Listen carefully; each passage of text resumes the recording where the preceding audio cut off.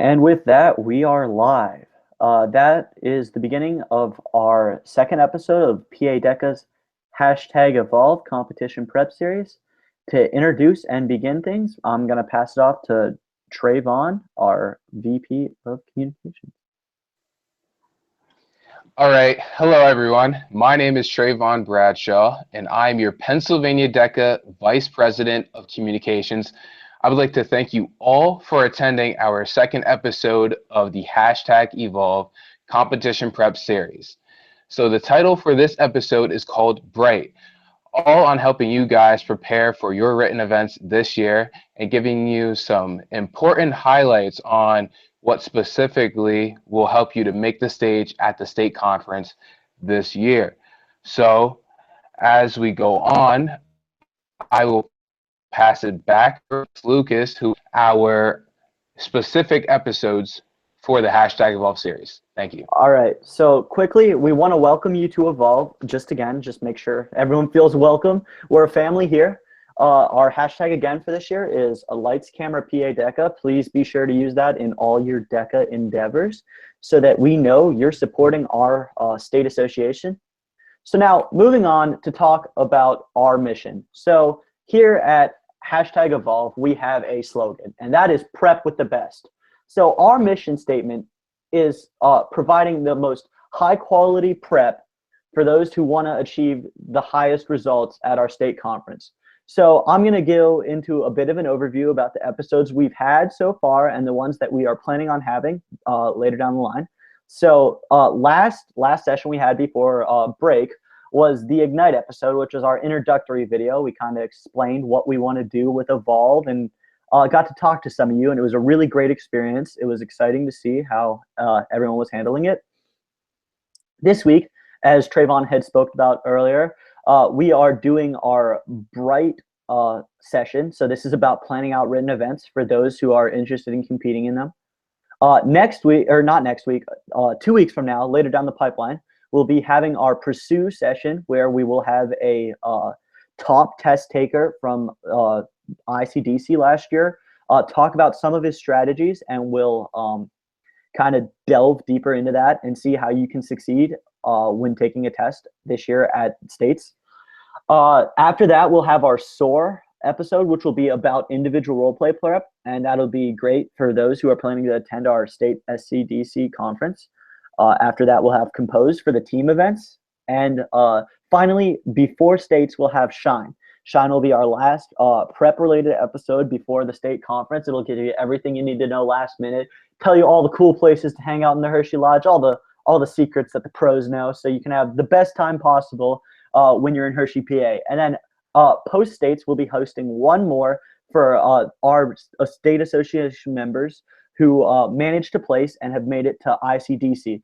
And so this will be everything you need to know to get on the stage in Anaheim, California, and, you know, really lights, camera, PA DECA, I don't know. So now I'm going to move on. We're going to pass it over to Alexis, and she'll talk a little bit about everything. Okay, so with so many written events to choose from, there is sure to be something for everyone to succeed in. So we have categories such as business operations research, chapter team, entrepreneurship, marketing representative, and professional selling events. So within are things like fashion, entrepreneurship, community service, creative marketing, learn and earn, and there is always going to be something for everyone within a written event category. All right, so moving on from the brief overview of the written events, we're going to provide some information about what you're going to be responsible, and Megan Blakely will talk about that. Okay, so if you don't already know, manuals are due January 20th to Jerry D. Giovanni, and you can ask your advisor for more information on how you should turn in your manual and submit it. The number of pages will range depending on your category, between 5, 11, and 30. Additionally, you will be responsible for a presentation, and for this you will need props, materials. Your presentation should be roughly done by January 30th, which would allow you roughly a month to practice and make your presentation the best it possibly can be. Oh.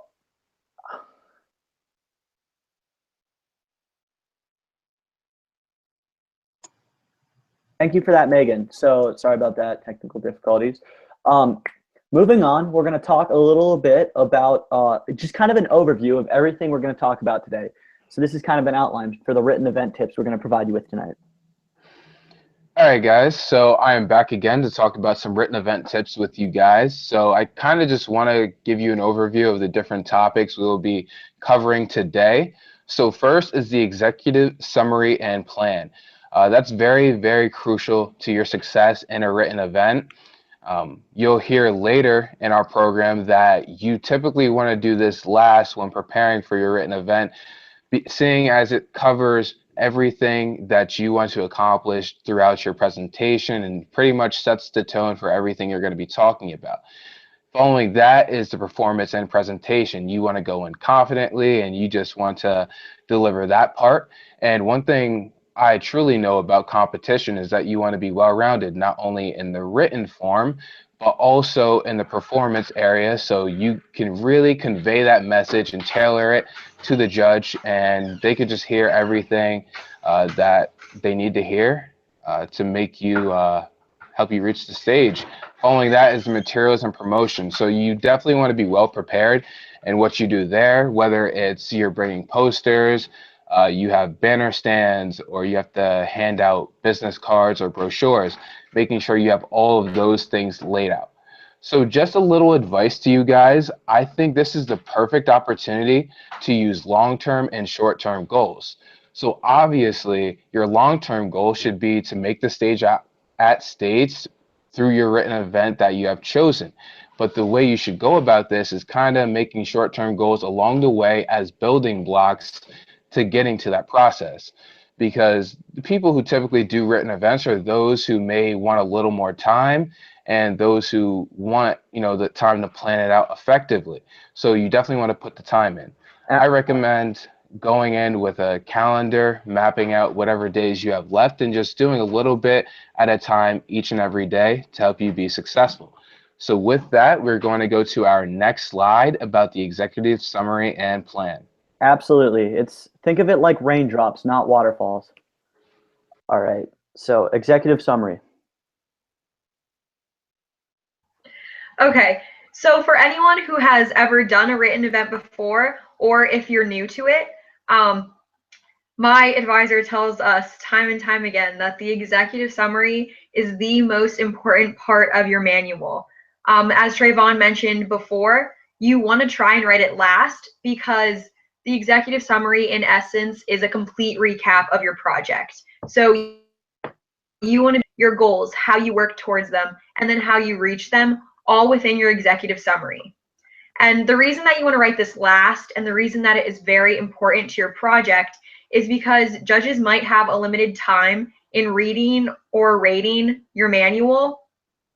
So for example, if you're in competition in an event with about 30 other groups, the judge doesn't really have as much time as they'd like to kind of sit down, go through everything in detail, and really project.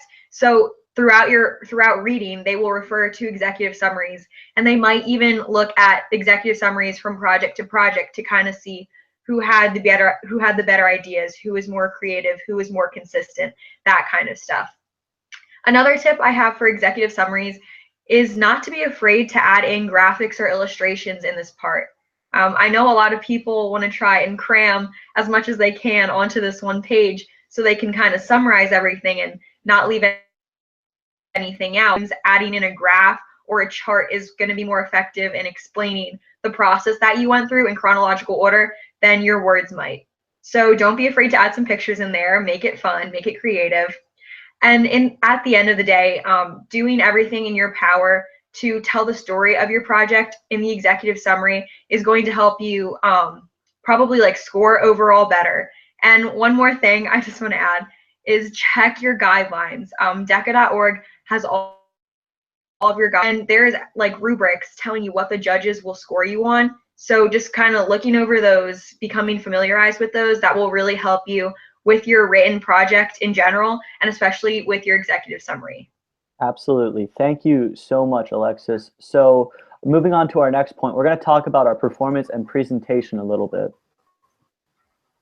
Okay, so some tips for when presenting. Presenting is perhaps one of my favorite aspects of the entire DECA competition together. So some tips we have all over the years is to take a deep breath, speak slowly, because when you run out of breath, you tend to talk faster, which would be harder for your judge to understand, and in turn be able to score you appropriately for the information you give. Believe in what you are selling. Have a passion for it. Show that you truly care about what you're talking about. If you don't show that you care, how no? Smile. Take pride in your work and show enthusiasm. Confidence is to be too overconfident, as it can affect your performance and the way you would come off to your judge.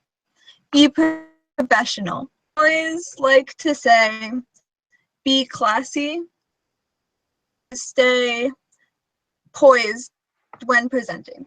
Take a seat if you have to. You do not have to stand the entire time. Practice what you are going to say and familiarize yourself with what you plan to say. And it's important to get feedback on tone and content of your presentation in order to ensure that you have the utmost success.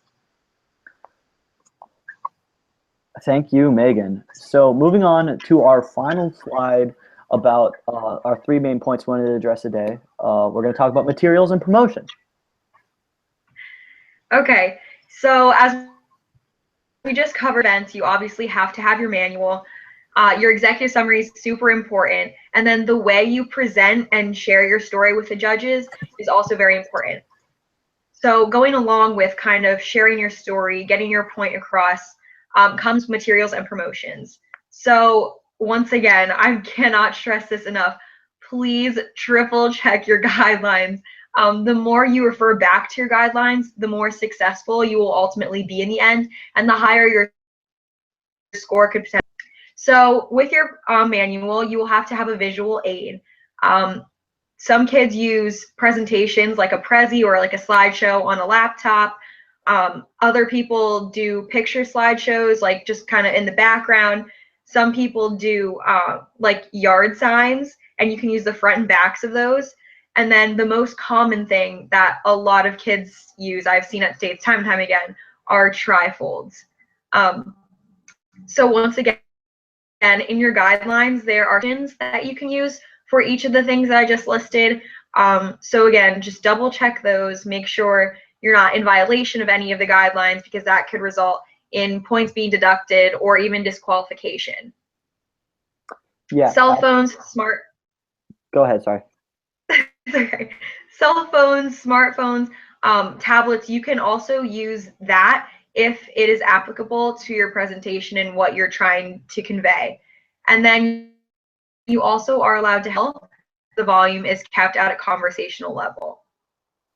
All right, so continuing on, just a little bit more about promotion materials.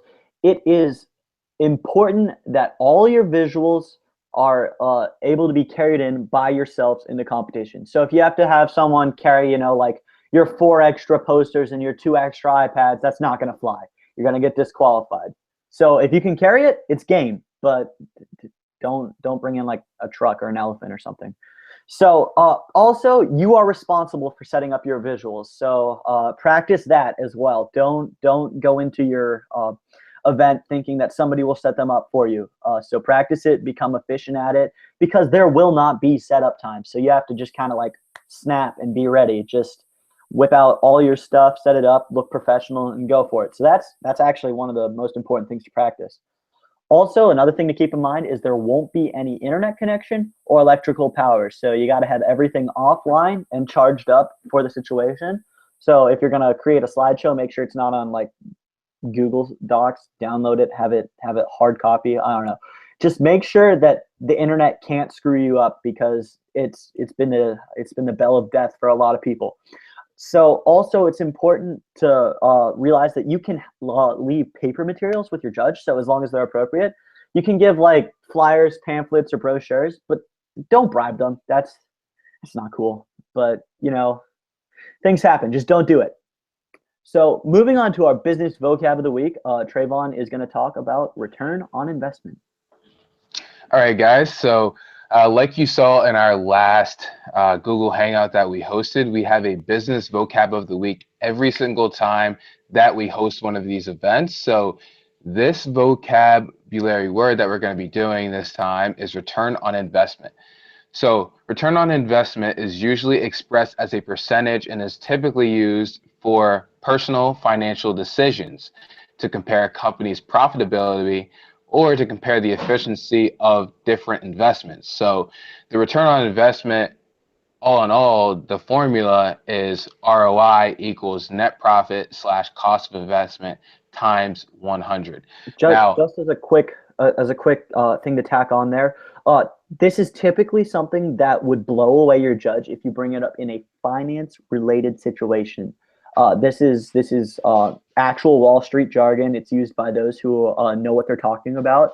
And typically when you use words like these, your judges will be impressed. So just keep that in mind. Yeah, that's definitely something to keep in mind, Max. I think that's a great point, because you always want to leave a defining remark with your judge and kind of set yourself apart from everyone else.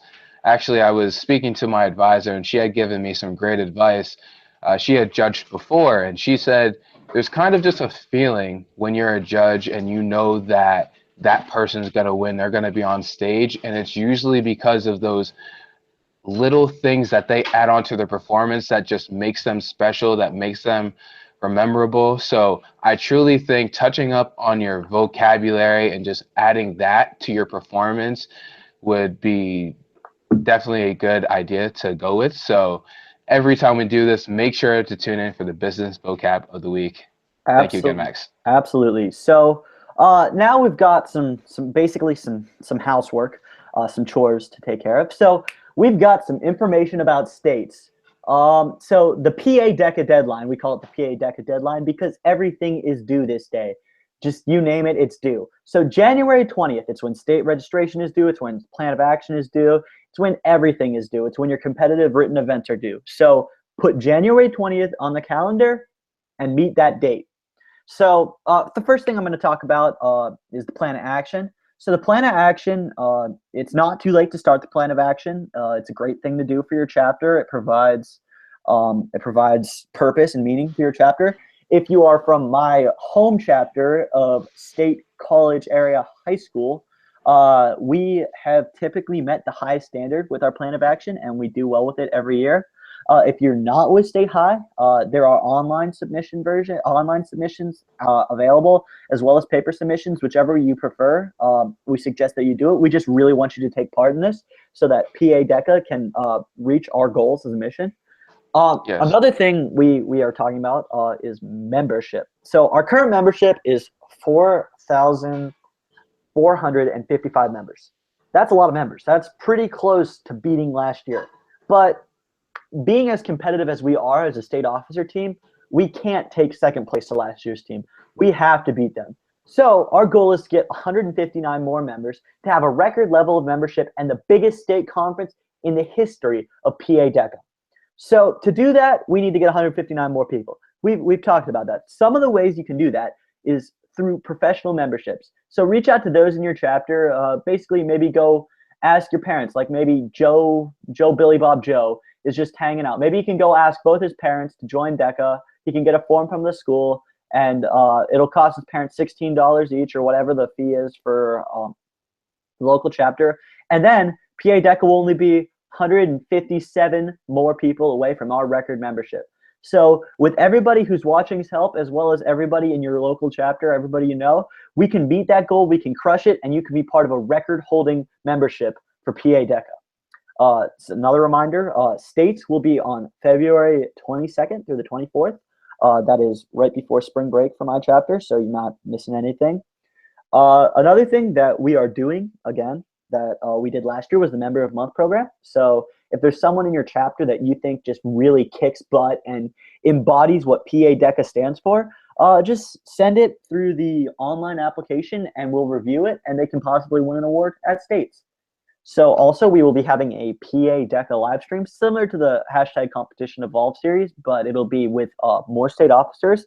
Won't be quite as cool, if I do say so myself, but we really want you to check it out. There will be more details on that coming soon, and we hope to see you all there.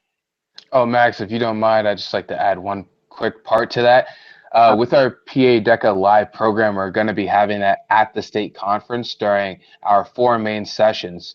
And the thing we really want to highlight on this is that you can ask your parents, you can tell your parents to tune in, and they can watch you as you make the stage on states and achieve these different things and get your trophies. So we're having this during our opening session, our modeling competition. So if you're a model, want to strut down the runway like me this year, then definitely tell your parents, tell your friends, tell everyone in your community, really, because the objective is to promote DECA and to get greater support so you can make these conferences, because they're a truly transformative experience and you want to be able to be a part of that. Okay, so we're also having it at our mini award session where we give out the medals, and our grand award session where we give out our trophies. I can promise you they look really good this year.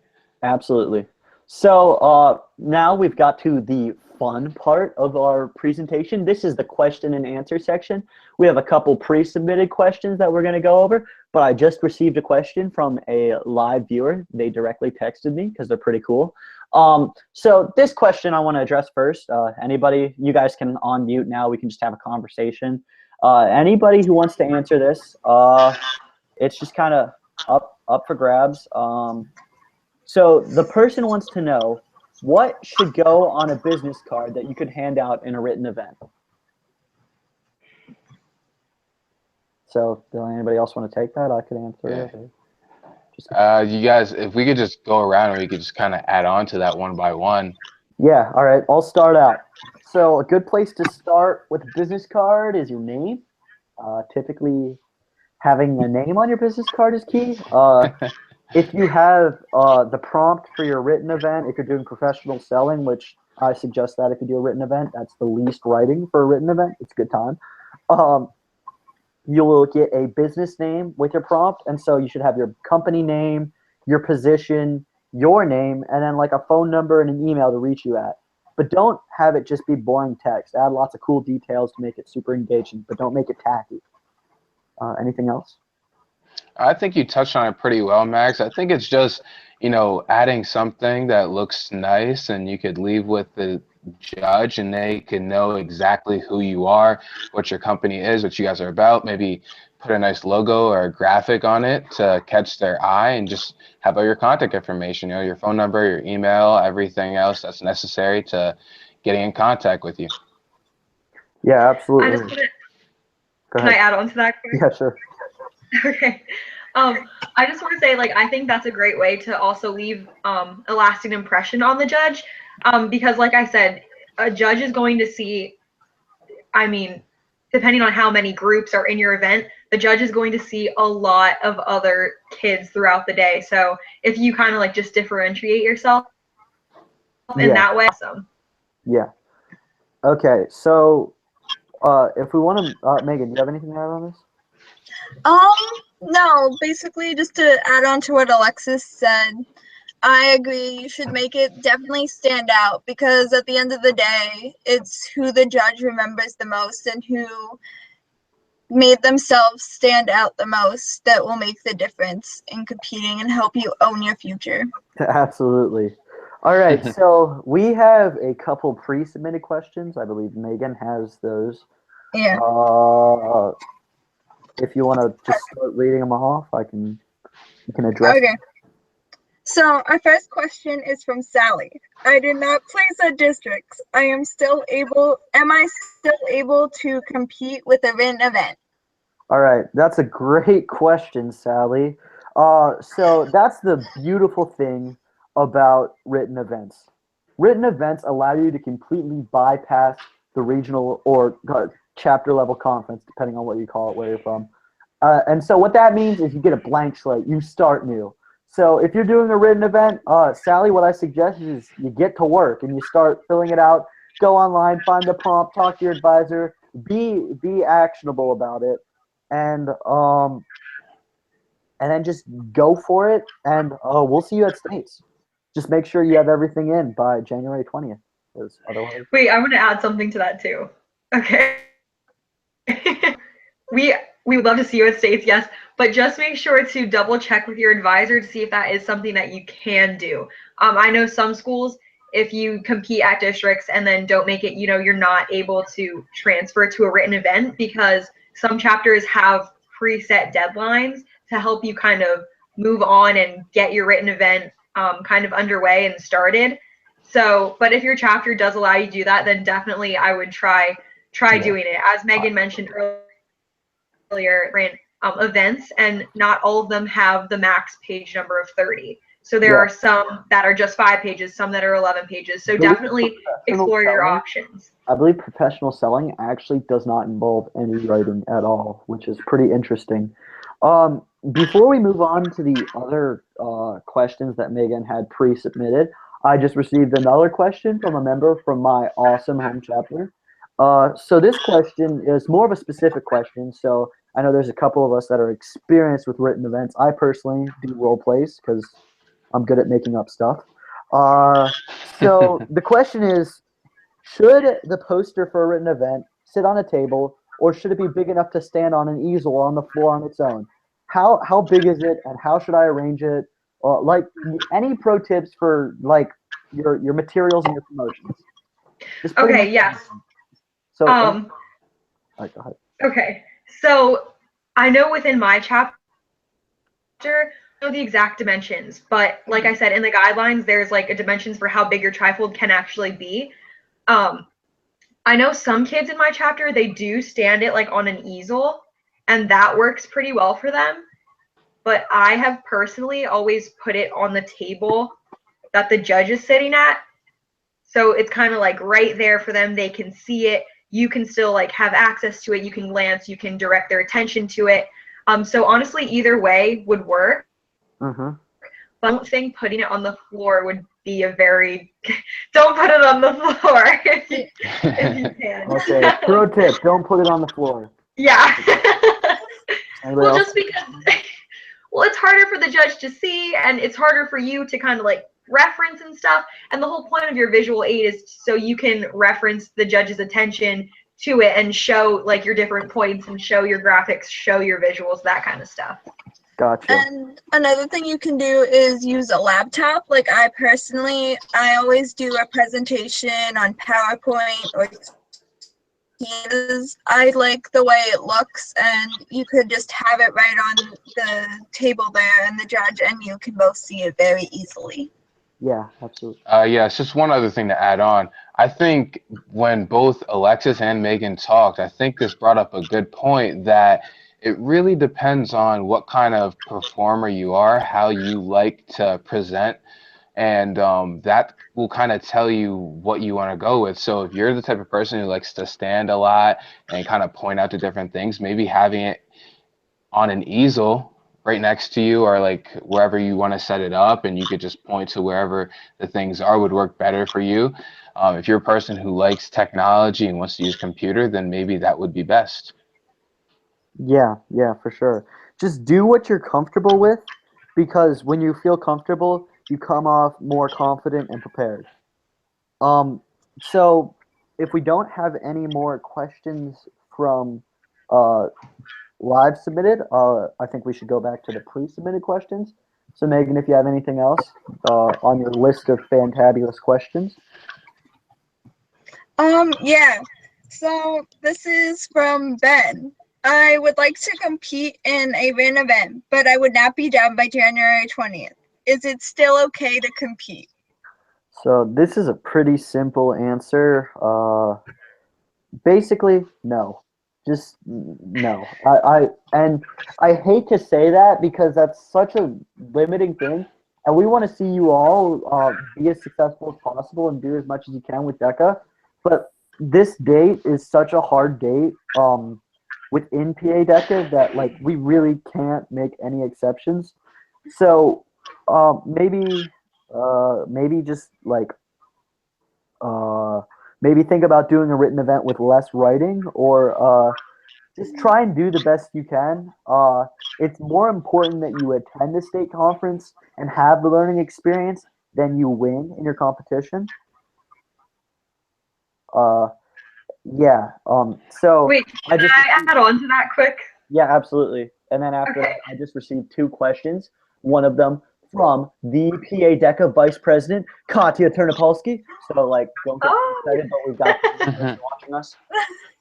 So, okay. Yeah. So, just to add on to that last question, though, if you didn't place at districts, if you don't in on time, I know that we do have online events available, but I believe those are taking place like earlier in the year.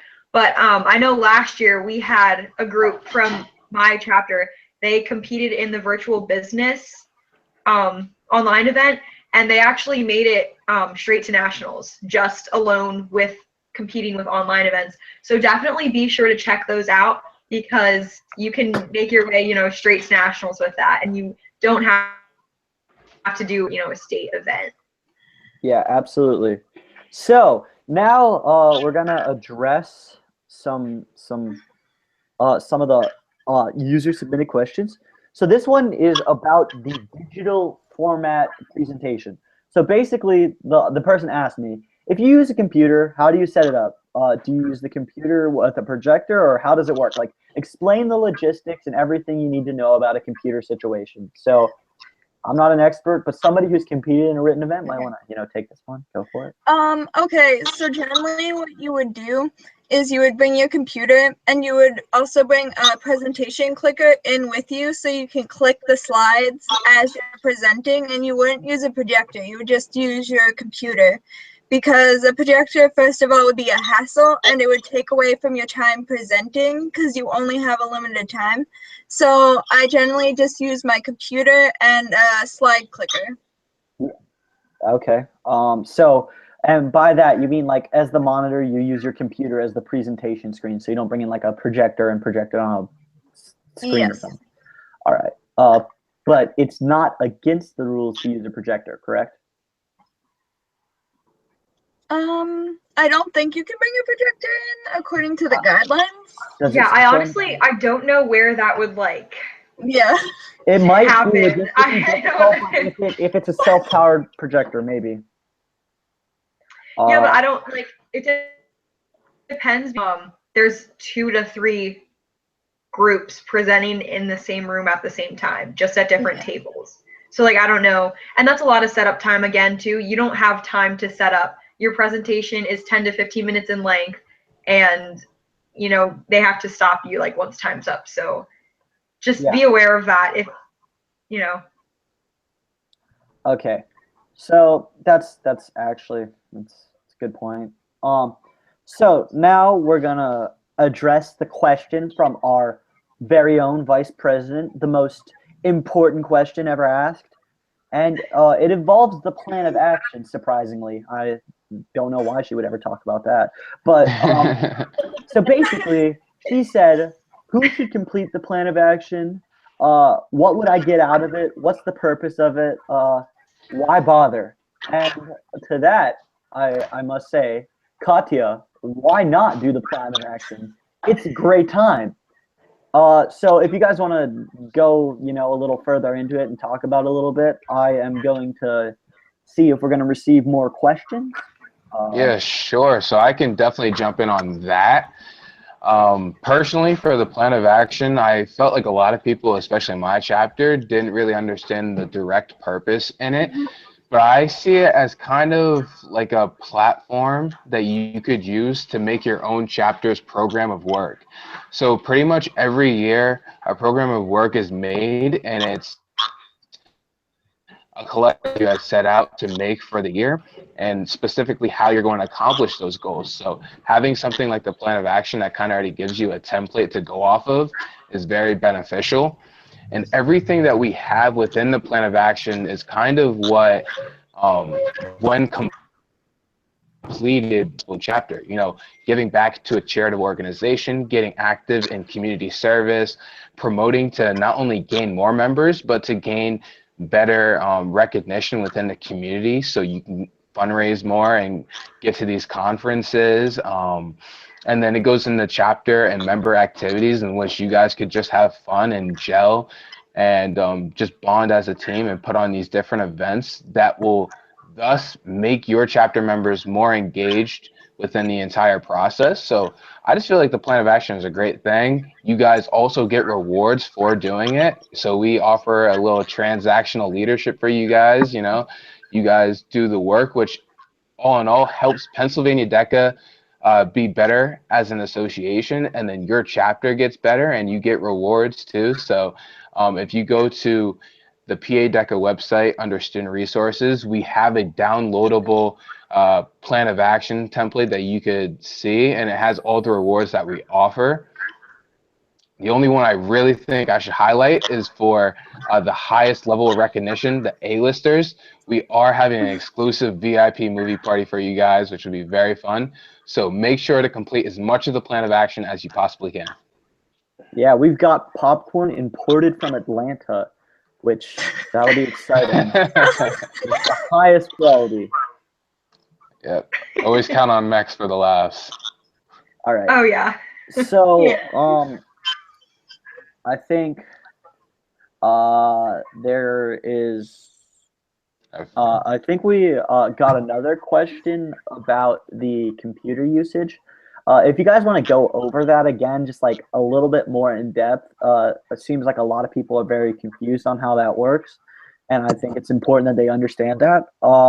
So Megan, can you run through exactly what you do and just tell us all the details? Okay, so I charge my laptop the night before. I bring a remote clicker so I can click through the slides. This isn't necessary because you like a Bluetooth remote kind of situation for moving through the slides. Yeah. Okay, cool.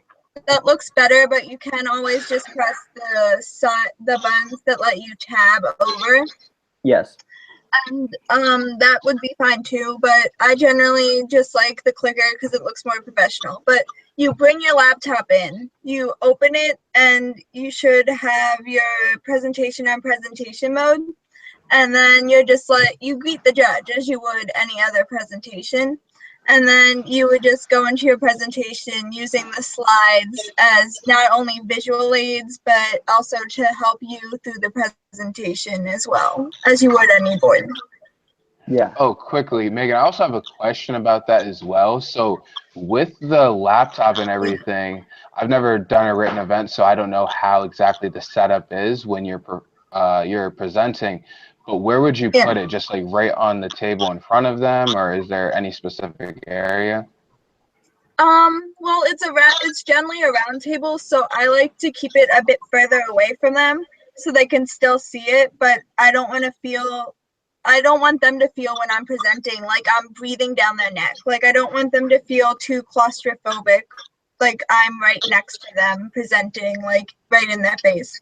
So I generally try to keep at least like half an arm's length to an arm's length away from them. Okay, and when you are presenting yourself, where would you typically stand while you're presenting your written event? I generally stand on the other side of the table because generally the judges spread out on like their side of the table with like the bin events, the rubrics. So I generally like to stand on the other side of the table so they can see me and see it as if I'm presenting, so their attention would be focused more towards me. Mm-hmm. And then you could just see like both the laptop from where you are as well as the judge, or do you feel like you have a good enough understanding of the presentation to not look as much? I generally try to do both. Like I place it in a spot that's like easy to see if I get tripped up on my words or I forget where I want to go with it. But I generally like to finish the presentation early, like over winter break, or early enough for states that I can know the presentation and know exactly what I want to say. Yeah, Awesome. yeah. Thank you. Okay. So if we want to address do we have, how many more pre-submitted questions do we have? I think we have about one more. All right. So Yeah, we have one more.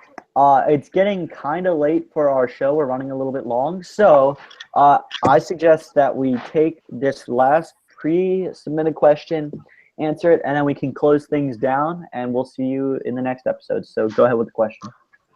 Being a state officer, what are you most excited for states?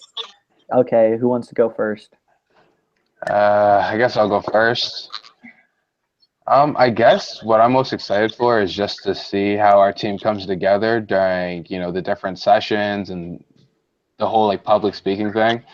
So just being up on stage and seeing you guys and being able to speak in front of you is probably the most exciting thing, other than the modeling show, because I gotta shine. For sure. Okay. What about you, I'm Megan? probably. Alexa. Sorry. Oh, I was gonna ask Megan, but no, go ahead.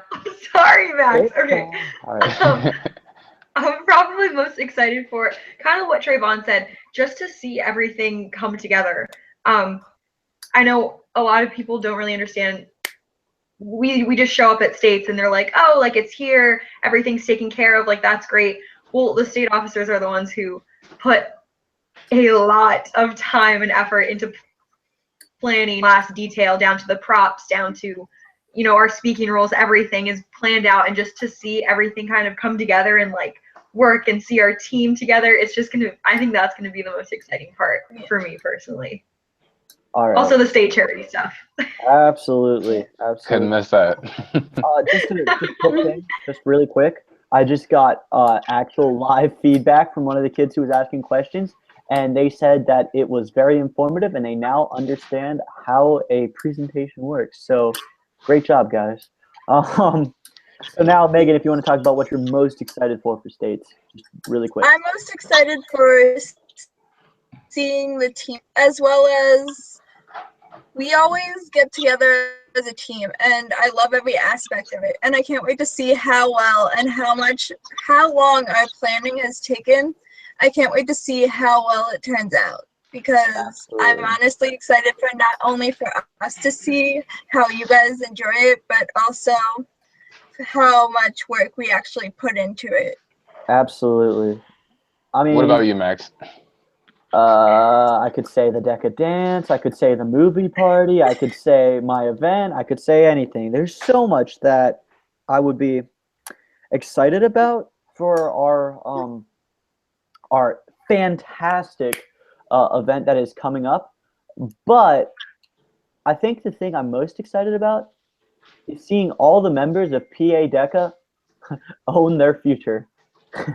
All right. You just had to. I had to say that. But like, no, but actually, I'm so excited to see people make the most of this opportunity and like see what they can do and see how they can succeed. Because I know when I first attended my first states conference as a DECA member, that was when I knew that DECA was going to help me become something someday.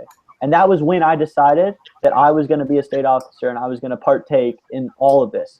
And so the thing I'm most excited about is to see the next generation of DECA members get excited. Also, I just got another text from the official Katya Ternopolsky, Vice President of PA DECA. And she said that the thing she is most excited for is modeling with Trayvon. So you guys better go to the modeling show. It's going to be pretty lit, as I would say. Yeah, so with that, I think it's time that we close. Alexis, do you have anything to say? I just want to thank all of you for whoever's watching, whoever does watch in the future. We tried our best. We hope we did well. If you want to give us any feedback, we would love to hear what you have to say, what you thought of our little hangout here. And you can see all of our social medias right here on the last page. So if you'd like to reach out to us, let us know what we did well, yes, improve upon, any of that stuff. We love your feedback. We need your feedback. So if you guys are what make Pennsylvania DECA work and what makes it excellent. So thank you all. Yeah, for sure. Do you have anything to say, Megan? No, not really. But I think it's time to drop top on this shop that we call PA DECA. Yeah, raindrop. All right, Trayvon, you have anything to say? Just happy to be a part of the Evolve series and everything, and just have our second episode go well, in my opinion. I don't know how you guys are feeling, but Yeah, absolutely. you know, Well, can't wait to see you guys next week. With that, I believe we're going to go off air. So, Megan, if you can end the stream. Bye.